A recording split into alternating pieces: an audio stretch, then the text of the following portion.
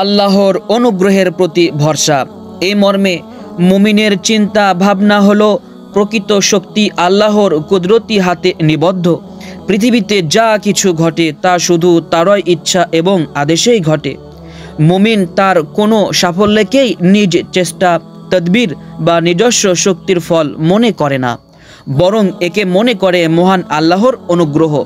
উদাহরণস্বরূপ বলা যায়, খন্দক যুদ্ধের সময় 10-12 হাজার কাফির সৈন্য 3000 মুসলমানের কোনো ক্ষতি করতে পারে না, বরং তাদেরকে দিশেহারা হয়ে ফিরে যেতে হলো।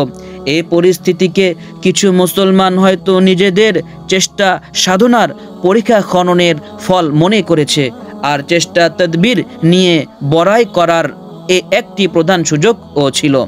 কিন্তু আল্লাহ তাদেরকে এই দুর্বলতা থেকে বাঁচানোর জন্য পূর্বেই বলেছেন, ইয়া আইয়ুহাল্লাযীনা আমানু যকুরু নি'মাতাল্লাহি আলাইকুম ইয জাআতুকুম জুনুদুন ফারসালনা আলাইহিম রিহান ওয়া জুনুদান লাম তারাওহা ওয়া কানা আল্লাহু বিমা তা'মালুনা বাসীরা। হে মুমিনেরা, তোমরা আল্লাহর অনুগ্রহের কথা স্মরণ করো।